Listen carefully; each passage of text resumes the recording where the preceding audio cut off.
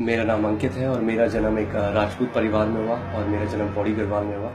और मुझे याद है जब मैं छोटा था तब से मेरी मम्मी के अंदर एक आत्मा का वास था और हम सब लोग उस आत्मा की पूजा करा करते थे, क्योंकि हमें ये बताया गया था कि वो परमेश्वर है, वो देवी है। और एक रात जो मुझे अच्छे से याद है, उस रात 3 बजे मेरी नींद खुली, क्योंकि मैंने अपनी मम्मी की चिल्लाने की आवाज़ सुनी।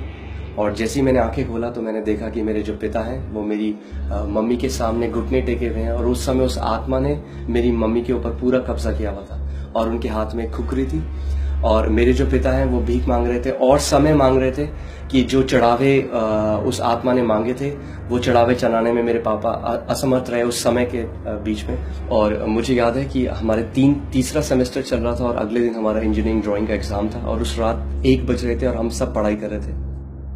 और जैसे ही मैंने अपनी आंखें बंद करी, जैसे ही मैंने बिस्तर पे अपने आंखों को बंद किया, अचानक मुझे दरवाजे में नॉक सुनाई दिया।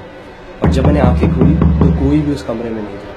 वो एक आत्मिक एक्सपीरियंस था, उस समय मुझे वो पता नहीं था। और जैसे ही मैं दरवाजे की तरफ गया और खोला मैंने दरवाजे को, तो मैंने वहाँ पे एक स्त्री, एक औरत के फिगर को देखा।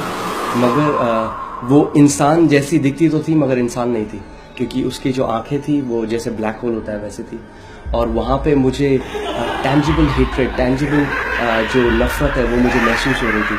और मैंने उस दरवाजे को बंद करने की कोशिश करी और जो वो आत्मा थी उसने दरवाजे को धक्का दिया और मैं गिर गया और उसके आके मेरे यहाँ पे काटा। और जैसे ही यहाँ पे काटा मैं रुक गया और जैसे ही उठा मेरी गर्दन में यहाँ पे दर्द हो रहा था। और मैं अपने सारे दोस्तों के पास गया और मैं रो रहा था, क्योंकि मैं बहुत डर गया था। और मैं उनसे कह रहा था कि ये मैंने देखा है, और वो कह रहे थे कि ये एक नाइटमेयर होगा, एक बुरा सपना तुमने देखा होगा और सो जाओ। और सुबह तक मैं सो नहीं पाया।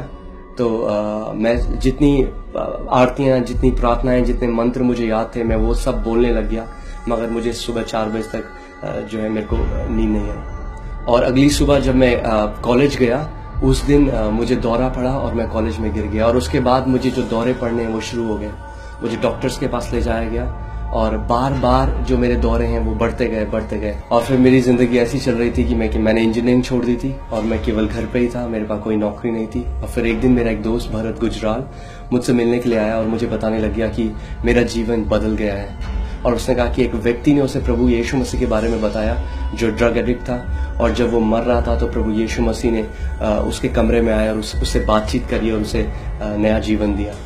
और जैसी भरत ने मुझे ये बात बताई, वो सारी पुरानी मेमोरी, वो सारी यादें, जब मैं परमेश्वर के साथ वो कनेक्शन, वो रिश्ता चाहता था, वो सारी आ गई। और मैंने भरत से कहा कि मैं भी चाहता हूँ उस व्यक्ति से मिलना। उस व्यक्ति ने कहा कि क्या तुम एक चेंज चाहते हो अपने जीवन में? और वो एक ऐसे शब्द थे जो मेरे अंदर, मुझे ऐसा लगा कि उन शब्दों ने मुझे हिट किया। और मैंने कहा हाँ, मैं एक बदलाव, एक चेंज चाहता हूँ अपने जीवन में। तो उस व्यक्ति ने कहा क्या तुम अपना दिल खोलोगे, क्या तुम प्रभु यीशु मसीह को अपने दिल में जगह दोगे? और सच बताऊं तो मेरे लिए इस बात का कोई महत्व नहीं था, क्योंकि मैं पहले ही इतने सारे देवी देवताओं को मानता था। तो अगर मैं यीशु मसीह को भी अपने दिल में जगह देता तो इसमें कोई बड़ी बात नहीं थी। तो मैंने कहा हाँ, आप जो बोलेंगे मैं वो करूँगा। तो उन्होंने कहा कि क्या तुम प्रार्थना मेरे साथ करोगे? और उन्होंने मेरे साथ एक प्रार्थना को दोहराया और उन्होंने मेरे साथ एक प्रार्थना को किया और मैंने उस प्रार्थना को दोहराया। और मैंने कहा प्रभु यीशु मसीह, मैं अपना दिल आपके लिए खोलता हूँ, आप मेरे अंदर आके रहिए। और उस रात मेरा वैसे ही आत्मिक अनुभव हुआ जैसे मेरठ में हुआ था 1 साल पहले, जब मेरे को दौरे आने शुरू हो गए। और उस रात जैसे ही मैंने आंखें बंद करी, मैंने देखा कि मुझे मम्मी की अपनी चीखने की आवाज़ सुनाई दी। तो मैं भाग के जब उनके कमरे में गया तो मैंने वहाँ देखा कि वही आत्मा, वही दुष्ट आत्मा जो मुझे सताया करती थी, वो मेरी मम्मी के बगल में बैठी है। और मेरी मम्मी जो है डर के काँप रही है। और उससे पहले जब भी मेरा सामना उस आत्मा से होता था मैं बहुत ही डर जाता था।